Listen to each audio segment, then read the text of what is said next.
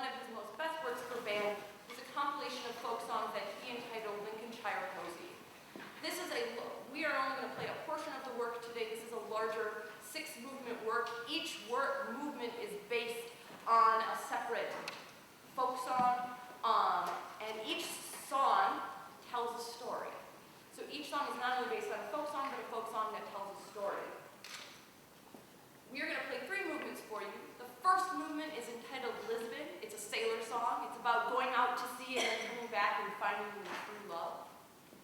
The second movement is called Corkstone Grange, but the subtitle is A Local Tragedy, A Miser and His Man. It's a story of a wealthy older gentleman who was unfortunately murdered by his manservant. And it's depicted very, very emotionally raw in that movement. The last movement is entitled Lost Lady Found, and it really is, as one of the students put it, it's a soap opera of a song. It tells about a young woman who was living with her uncle who got kidnapped by gypsies, and her lover came and searched all over but couldn't find her, finally found her in the gypsies. They went back to return to her uncle. They were married and lived happily ever after. It's many, many stanzas long, much more detail than I have here. This particular piece features lots of small sections of the group, various different pieces, various different colors. Granger was really known for his ability to use the wind band to its fullest color potential. So these are 3 movements from Lincolnshire Posy.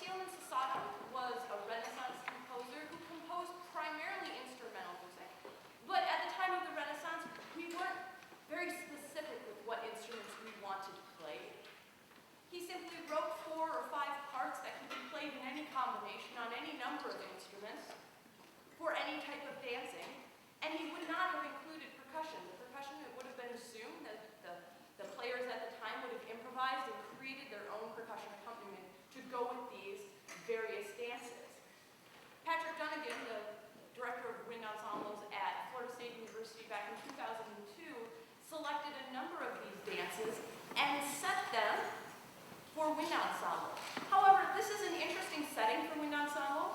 It doesn't often feature the entire group, but rather breaks the ensemble up into woodwinds and brass, and treats them sort of equal groups in a choir setting, sometimes combining them, sometimes separating them apart, using the French horn sort of as a connecting tissue between the two. So these various movements, some will feature the entire band, some will only feature portions of the band, some will only feature movements. Some movements are primarily brass, but it does so in a lovely way that really respects and does a wonderful service to these dances of the Renaissance. He does actually include percussion parts in this. The percussion are not left to their own devices in this particular arrangement. They do have actual music to follow. So this is Thielemann Susato, arranged by Patrick Dunnigan. This is selections from the dance read.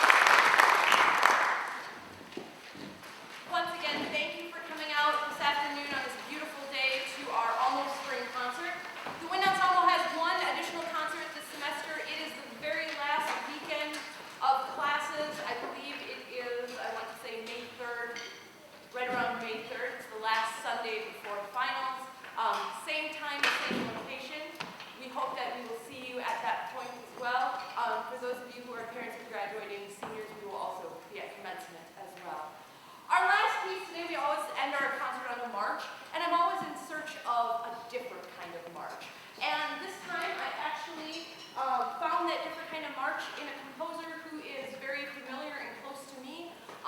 His name is Ivar Lundy Jr. He's not very well known here in the U.S., but however, he is a powerhouse composer, considered right on the same level as Aaron Copland in Norway, in his native Norway. He is familiar to me because he was, for a long time, the oboe professor and composition professor at University of Wisconsin-Eau Claire, where I did my undergrad. I had the wonderful pleasure of taking theory and orchestration classes with him, and then later on, he was the conductor of the chamber orchestra in Eau Claire, and I had the pleasure of actually being able to be under his baton and working with him for a number of years, playing bassoon in the chamber orchestra. So this piece is the composer is very close to me. The piece was a new piece for me. It's entitled Carnival March. It's sort of a raucous tribute to the circus march, the old style circus march, U.S. circus march, but a little different, a little off kilter, a little unexpected, but with a couple good sound effects and bells and whistles as well. Once again, thank you very much for coming out to our concert.